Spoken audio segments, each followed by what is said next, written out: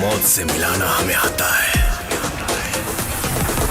प्यार को प्यार से निभाना हमें आता है। जलता है जमाना तो जलाना हमें आता है। यकीन ना आए तो ओढ़नी को हाथ लगा के देख, जिंदगी को मौत से हमें मिलाना आता है।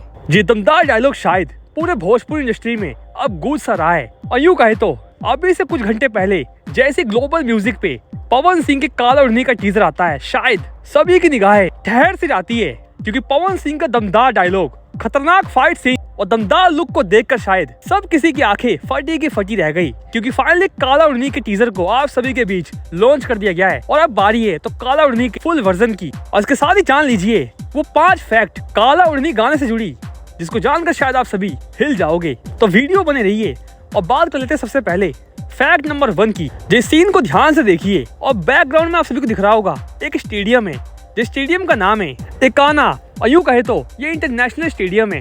ये लखनऊ के इंटरनेशनल स्टेडियम के पास पवन सिंह ने इस गाने की शूटिंग की है और शायद किसी को भी अंदाजा नहीं था पीछे इंटरनेशनल स्टेडियम है और पवन सिंह वहाँ पर इस गाने की शूटिंग कर रहे हैं। फैक्ट नंबर 2, जिस सॉन्ग में विलन्स की भरमार है, जो विकास मेहता और संजय वर्मा भी आप सभी को इस सॉन्ग में नजर आएंगे। जो वही संजय वर्मा जिसको आप सभी इससे पहले भोजपुरी में कॉमेडी करते हुए दिखते होंगे, और शायद संजय वर्मा भी आप सभी को एक अलग ही लुक में, एक अलग अवतार में नजर आएंगे। ये ध्यान से देखिए इस इमेज को, आप सभी को शायद ये संजय वर्मा ही लग रहे होंगे, जो अपने लुक से शायद सबको चौंका कर रख दिया है। फैक्ट नंबर 3, इस गाने की स्टोरी उतनी खतरनाक होने वाली है जिसका अंदाजा शायद आप सभी लगा भी नहीं सकते।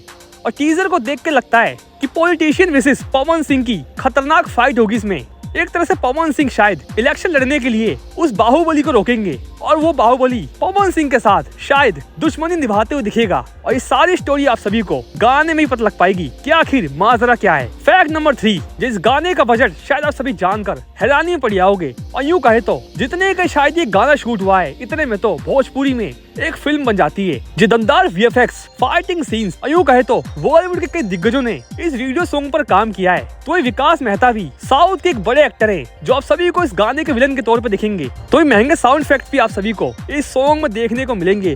कलर ग्रेडिंग भी आप सभी को शानदार दिखेगी। फैक्ट नंबर 5, और वो है इस गाने की शूटिंग टाइमिंग। जो नॉर्मल भोजपुरी के गाने 1 से 2 दिन में शूट हो जाते हैं, लेकिन शायद इस गाने को बनने में तकरीबन 6 महीने का वक्त लगा है।